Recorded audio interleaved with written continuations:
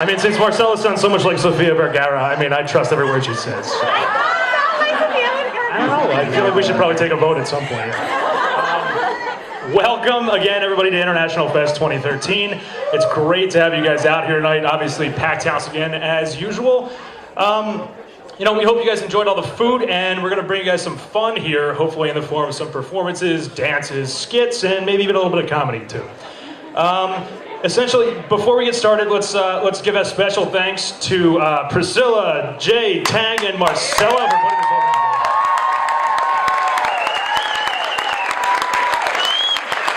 Because Lord knows I didn't organize It's definitely good to have one event a year where the Americans and international students actually interact. So it's a win-win, I feel like, for all of us. I guess to introduce ourselves again, I'm Steve Belfilio. And I'm James Connolly. We're both second years, and as all of you guys can probably tell, we are both white American males. Indeed, I am. So that makes complete sense for us to host International Fest, obviously. Well, can you guys hear me right? So we're gonna pass it back and forth a little bit? I'm good at sharing. I love being close to you, Steve. All right, so I know why Steve was chosen as a host. He was often confused for an international student, whether it be Persian, Italian, some other Yeah, I mean, it's getting super awkward now. We're just gonna pass this back and forth. But, generally I'm relatively sweaty, and, the mustache throughout Movember doesn't help matters either, as far as differentiating myself as an American. So, you might... Say it, Steve.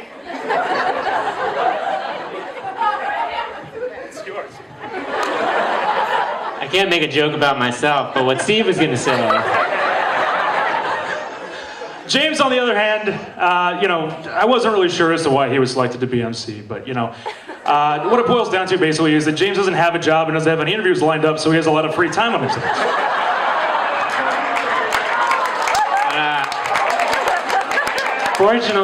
Fortunately, Steve's head recruiter is here from his offer, so Steve might also not have a job at the end of this. So, kind of even. So Woogie, is Woogie still here? So he probably shouldn't do anything. He's probably gonna regret everything I say after this. All right, we're gonna try not to stereotype or offend anybody as much as the MCs in previous years have. But if anybody really has any desire for us to ramp up the inappropriateness, just yell out "more prejudice" and we'll be happy to adjust our act as it goes along throughout the night. We like to keep it pretty edgy, but given the speed at which things circulate around social media these days and the number of Asians that are probably recording this right now, we're gonna err on the side of caution. So, when I was asked to host, I felt like I had something to prove. I felt like you guys wouldn't think that I know about, the world. So I prepared a PowerPoint to show you how much I've learned here at McDonough. So, for those of you that can't see it over there, I don't really care, it's over here. All right. Asia.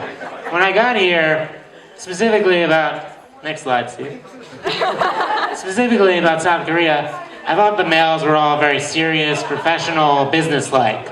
And then we had our global class where the CEO of Estee Lauder talked. I learned about flower boys. Now, what's a flower boy, you ask? That is a flower boy. Another side of South Koreans that we didn't know about. Next, Australia. So, some of you, there's only 2 Australians. I don't know why you guys are cheering. So, Australia was actually founded by England sending their criminals there. So, Australia pulled a page out of their playbook, and they start sending their criminals here.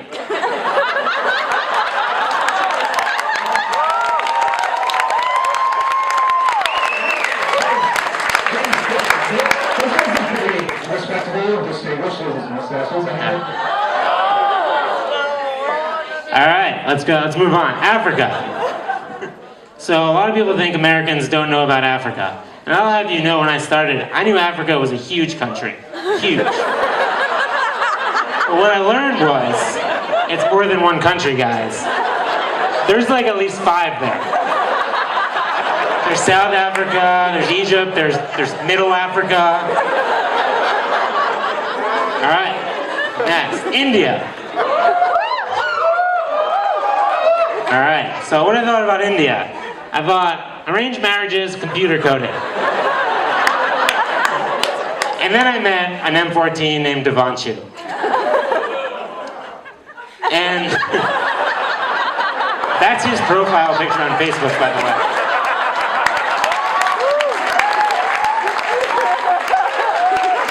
And I took VBA with him, which is Excel coding. He's awful at it, I swear to God. Everybody would ask him because we all thought he was good at it.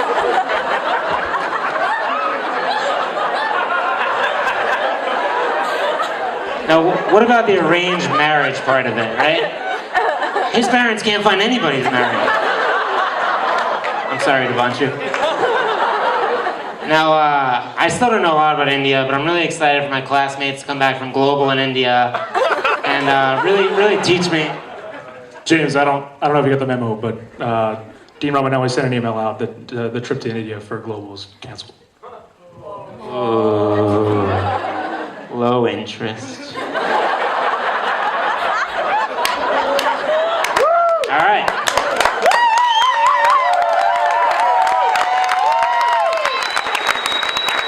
Now, what about Latin America? And I have to be careful here because I don't want to insult the wrong people. Sorry, Gustavo. So I thought, like, Latin American, there was about drugs, and also, like, the people were kind of, like, really loud. Changing stereotypes, guys. All right, but I learned a lot. I met our Latin Americans. They're not about drugs, but they did want everybody here to know that if you need a tutor, call that number, drop chimichanga on them, and they'll hook you up. They'll hook you up. Come. Now, what about the loud part? I mean, and I want to give you guys a comparison. We have 42 Chinese M14s and 11 Latin M14s. You would never know that. Which you just saw.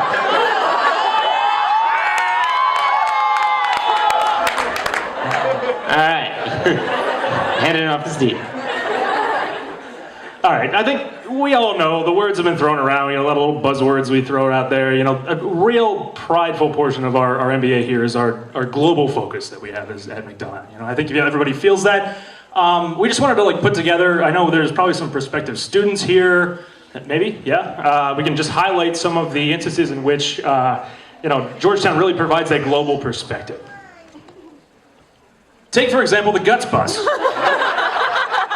which is essentially an ILE that tries to combine the intimacy and the temperatures of Indian public transit.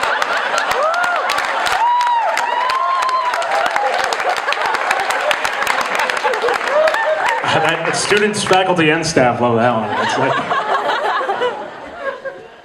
Also, I found this one out the hard way, but apparently with the progressive nature of the school and all the, the crazy things we're doing, moving forward, basically the vending machines have started rejecting American currency in favor so this has happened to other people too. In favor of the currency of the future, which has effectively been identified as the renminbi and Bitcoin.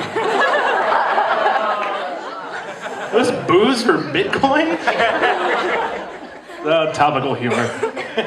Also, we really love our esteemed international faculty. I mean, it's really incredible the number of professors that we get to, we recruited over here the past few years and have just really accumulated a really just diverse, what do you want to say here, James? That's a good point, Steve. Thank you. It's just dynamite drop-in, James. Take, for example, the immersive learning experiences that a lot of our professors have enjoyed putting us through here. We recently learned I'm going to Barcelona for our global trip. So they had Rosetta Stone being offered, and as a way to put a nice little McDonough twist on it, essentially the Rosetta Stone Spanish language levels are being incorporated and taught by Professor Pedro Parada.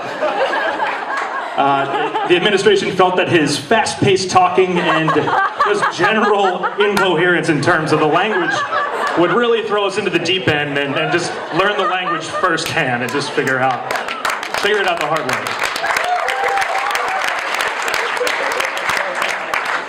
And then there's Luke Watu. Is Luke here? I know he was here last year.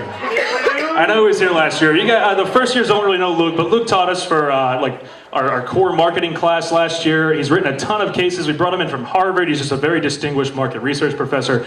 And essentially, what I really think the administration brought him in for was just to differentiate on the key insights that he's picked up from the Viagra Cialis case that we all covered last year. Why, you might ask? Well, Luke has 10 kids. 10 children. I don't know if they're all babies. I know there's some international babies in there as well, but it's International Fest, so I feel it's appropriate. Not actually that diverse. If Luke is here, I apologize. I just always envision him, when he said he had 10 kids, I just envision him like juggling babies when he went home.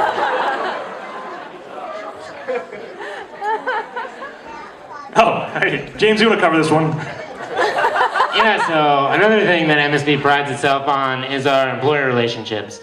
We have people recruit here from all over the world, a lot of international companies, and it's really a great place to go to school.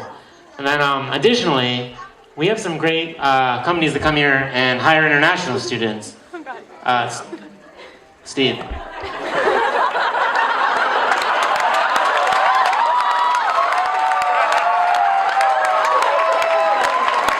James, I thought the PowerPoint was broken there for a second. I think we just go to the next slide. Probably for the best. I'll keep it for this one. Our core competency, Wi-Fi.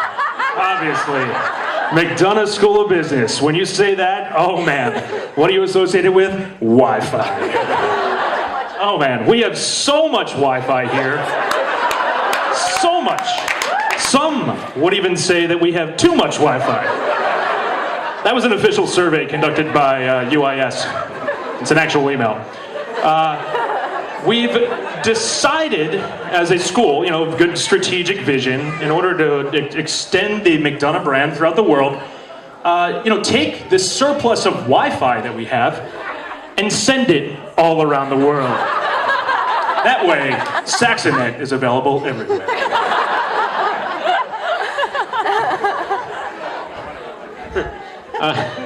Okay, so we wanted to introduce our students studying abroad to the first years. We have students all over the world, well, in like 4 places. And Steve's gonna go with the first introduction. All right, I think some of you have met Kim so far. If you haven't already, you can see she has taken her tap dancing addiction abroad. This is Kim Lam. She's in Paris right now with Jeff Townsend.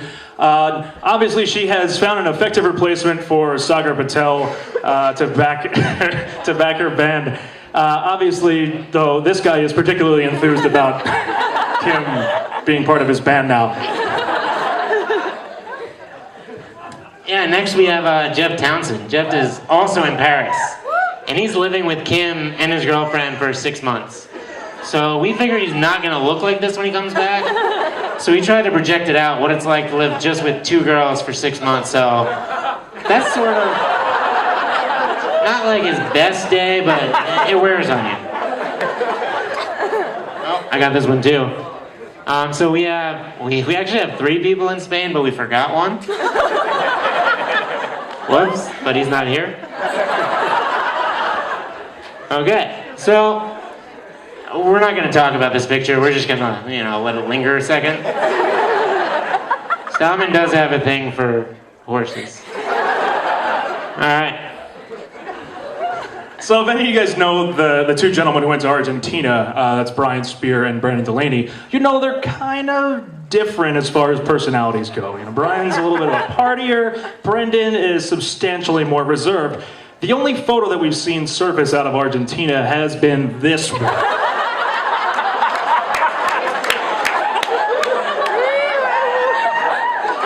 So apparently they've managed to bridge their differences and think this was around Halloween. I'm not entirely sure, though. It could just be what you do in Argentina sometimes.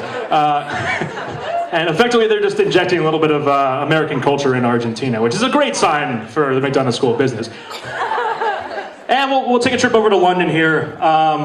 This is Yashi. We don't really know where Yashi is. He's kind of like fallen off the grid at this point.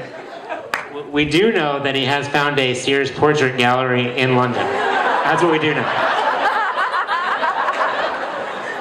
Also, we're getting kind of worried about him. He hasn't posted on like the soccer message board for a little while, so nobody's played soccer throughout the entire year. It's been just extremely awkward.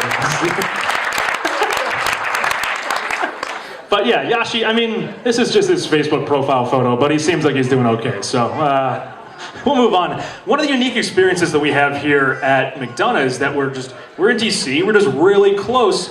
The proximity to our nation's capital and just the entire electoral process here for the United States is just unmatched as far as it goes for business schools.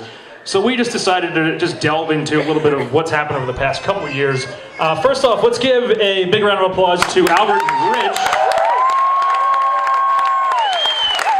our current and outgoing SGA president and EVP. I'm not sure which is which. Eerily enough, Albert and Rich are extremely representative of the majority of our class in that they're just two white guys who like to hang out with other bros.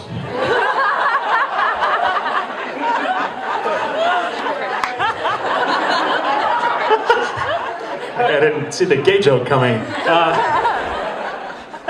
But, I mean, we'll move on. This year, it's been a little disturbing as to how kind the campaign was this year. I mean, it was just like, I hope you guys win, I hope you guys win, back and forth for a little while. It was disgusting. I wanted to see some slander and just absolutely just ads to just tear into other people. You guys really let me down, unfortunately. But what really was like readily apparent was that the M15 seemed to have voted the ethics component out of SGI while they were ranting about having too many industries in. So as you can see, what happened as a result of this was, not learning about ethics is it's pretty awful. What we saw were just cookies, cupcakes, koozies, just happy hours, everything being thrown at us. I mean, a lot of M14s are really convinced that there were a couple super PACs supporting these guys. I don't know where the money came from, but chances are it's going to be taken out of your budget for next year. So we might have to cut it down next year as far as International Fest. Only 100 people allowed. John Hasness would also be appalled.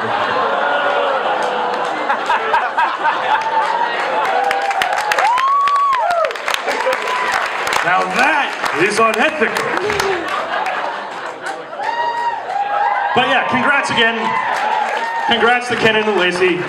You guys ran a nice campaign, well run, well-deserved victory. One thing that we do know that Ken and Lacey will be able to carry on as a tradition from previous classes is this just elaborate photo shoots for completely inconsequential events, which was effectively established by our board last year.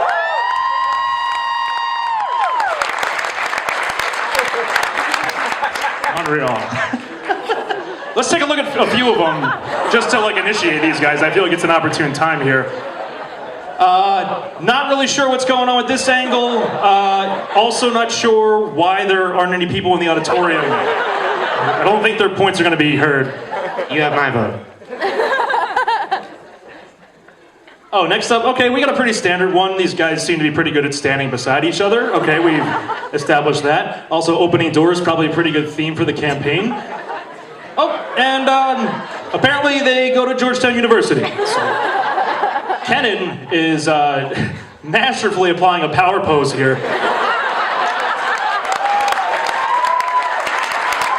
Don't worry, you guys, the first years will learn that in the spring. It's one of the many valuable lessons you'll learn at LSI.